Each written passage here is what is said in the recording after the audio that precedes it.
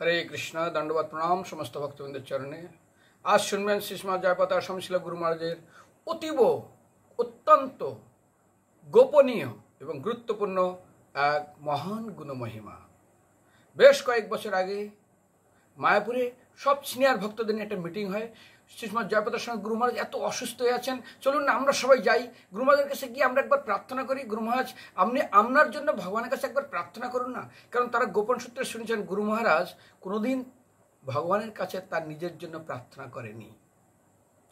এটা খুব গোপন, কিন্তু ভক্তরা সবাই মিলে গুরু মহারাজের কাছে যায়। গুরু মহারাজ রাধা মাধবের সামনে বসে আছেন, ভক্তরা বসে আছেন, কীর্তন হচ্ছে। অনেক ভক্তদেরকে দেখে গুরু মহারাজ বলছে, তোমরা কি ব্যাপার, এতগুলো সিনিয়র ভক্ত কি কোনো উদ্দেশ্য নিয়ে এসছো? কি ম্যানেজমেন্টের কোনো অসুবিধা, কিছু বিশেষ ঘটনা ঘটেছ? বলছে না গুরু মহারাজ, আপনার চরণে একটা প্রার্থনা নিয়ে এসছি। বলে বলো তোমরা কি প্রার্থনা নিয়ে এসছো?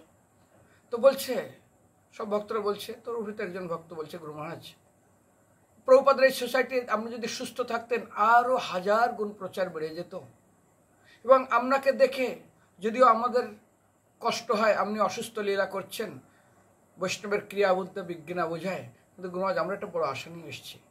আপনি আপনার জন্য একবার ভগবানের কাছে প্রার্থনা করুন না, আপনি যাতে সুস্থ হয়ে যান। এই শব্দটা শোনার সঙ্গে গুরু মহারাজের চোখ দিয়ে ঝরঝর করে জল পড়ছে। গুরু মহারাজের কণ্ঠ রুদ্ধ হয়ে গেছে, তিনি কিছুই বলতে পারছেন না, শুধু ভক্তদের দিকে তাকাইলে তারপর তিনি চোখ বন্ধ করে হাত জোড়ো করে রাধা মাধবের থেকে চোখ দিয়ে জল পড়ছে, চোখ বন্ধ, কোনো বলতেও পাচ্ছেন না। ভক্তরা সব স্তব্ধ হয়ে গেলেন। কে জানে গুরু মহারাজের মনে বড় কষ্ট দিলাম কিনা। অনেক পর গুরু মহারাজ বললেন, জানো আমার জীবনে আমি একটা প্রতিজ্ঞা করেছিলাম, নিজেন্দ্রে প্রীতিবঞ্চা তার বলে কাম।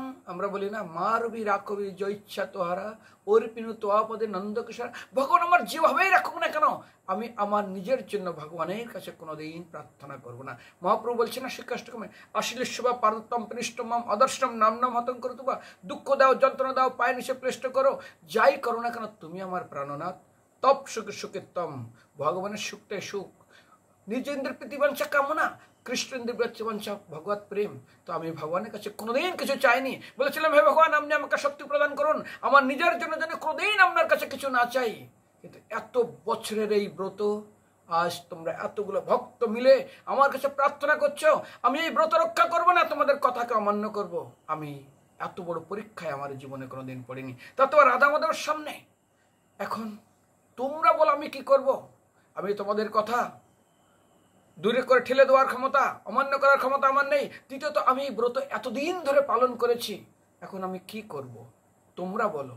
ভক্তরা বলেন, গুরু মহারাজ চোখ দিয়ে জল পড়ছেন, প্রার্থনা করছেন, বলছেন গুরু মহারাজ আমাদের বাক্য আমরা ফিরিয়ে নিলাম, আপনি আপনার ব্রত পালন করুন। আমরা যদি কোনো কিছু হয়ে যায় বা আবার কত প্রার্থনা, কত কান্নাকাটি, কত কত কিছুকে শোনাই, কিন্তু গুরু মহারাজ কোনোদিন কাউকে শোনাননি।